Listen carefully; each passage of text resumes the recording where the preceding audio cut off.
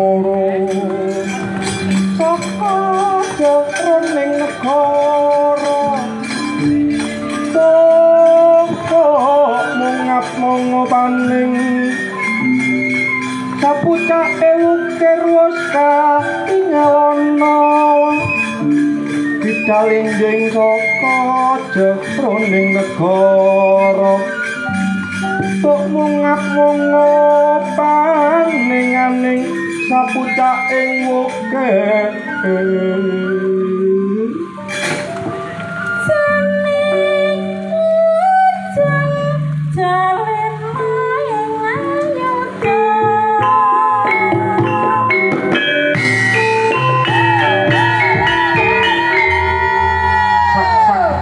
biar kataliko wau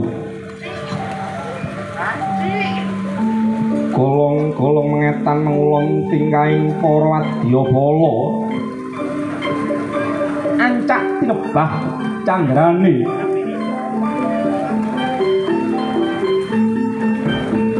ancak arane walang tinebah watang kaya walang kena tebahing watang pating geber pating mencolot tingkahing para wadyabala kaya mangkuno saking pekakas ayunan ligan mimis kolang kaling bedil paser tolok dipun pepoki aja nganti nguciwakno negara kocap kacarita ingkang medal njawi inggih menika Sang Prabu Lokayanti ing mriku lumajar dipun dugang kaleang kalian Sang Prabu Baladewa lumajar ngawe punakawan togok apa dening wilung candrane Sang Prabu Lokayanti kaya satriya kepabanggara patrape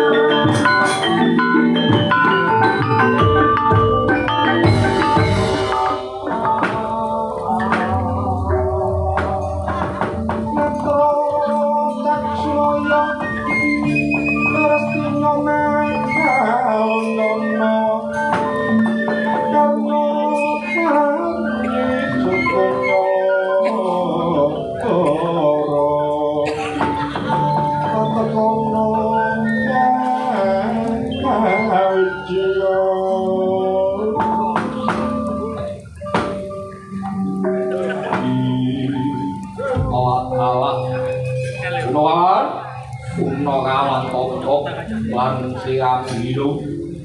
wonten dangu wonten dangu Bos kadosa punyang dengan dikon nika marak sowan wonten ngarsaning Sang Prabu Sinalendra Bathara Krisna kineng mangampil wujuding kembang Wijaya Kusuma menika sampun pikantuk damel menapa mboten sinuwun kula sumapun kados dawuhipun panjenengan dipun ambili sembah Wijaya Kusuma menapa mboten keputusanipun kadosa pundi menika pedhot panjenengan paring dawuh sinuwun iya ini kok anggon punika ning negara Dwarawati aku matur bloko sunta ning ngarsaning Sang Prabu Sri Bathara Krisna aku arep ngambil wujuding cangkok kembang Wijaya Kusuma boten panjenengan punika sampun matur wonten ngarsaning Sang Prabu Sri Bathara Krisna iya nanging Sang Prabu Sri Bathara Krisna durung wangsulan datak ana iku Nalendra bule murang-muring nesu karo aku kok wonten Nalendra bule iya yen ora salah jenenge Baladewa kok lho iki wis kang tindarane aku Baladewa iki kok ya apa kok lho wis tutu wae lho awake dhewe kudu bawa ambulan iki kok. Lho ndarane iki jelas cilaka. Lho banjur apa sepundi sih? Nggih. Tatakno aku malah di tukak leyang mlayu ana ing kene iki kok. Sewu.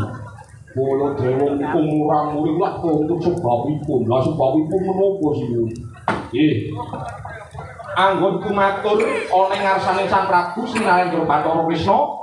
aku ngampil wujuding kembang Wijaya Kusuma yen diampili aku ngaturake gunging panuwun nanging yen njaluk ganti apa bakal tak sembadani nanging ucapku sing pungkasan yen to Nalendra ing negara Dwarawati ora maringake wujuding kembang Wijaya Kusuma tak kongkon jaga jagang sing jero benteng sing kandel bakal tak kepuk nganggo peperangan kok lah iki mlogo opo ono ya iki sing garai tak Baladewa murang-muring iku sing jauh tadi kayak alhamdulillah tadi kayak iya sih kok sanjungane opo tae kalau itu kados nggih mulai iki dina Sang Prabu Baladewa nganakake sayembara sapa sing bisa ngasorake wujuding Prabu Baladewa bakal nampa kembang Wijaya Kusuma mulai iki dina aku kudu wani kok sewu sih panjenengan menika mboten mangertos kondhang Sang Prabu Baladewa lho kondhang Sang Prabu Baladewa kaya ngopo pun sewu sih nuwun kondhangipun Sang Prabu Baladewa menika prabu ingkang anggadhahi pusaka ingkang ampuh pusakane Baladewa apa lho pusakane nggih menika Kyai Anggara kalih Kyai Anggara jenengan dipun tamaki ngoten ndak jenengan iki merantak ngaten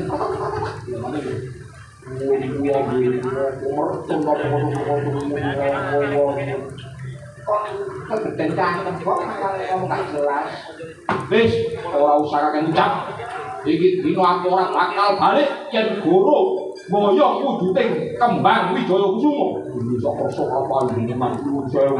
menika wonten salah sawijining satya ingkang badhe proposal panjenengan yo yen kaya main ngono kakek tak papake kok anu satya iki mau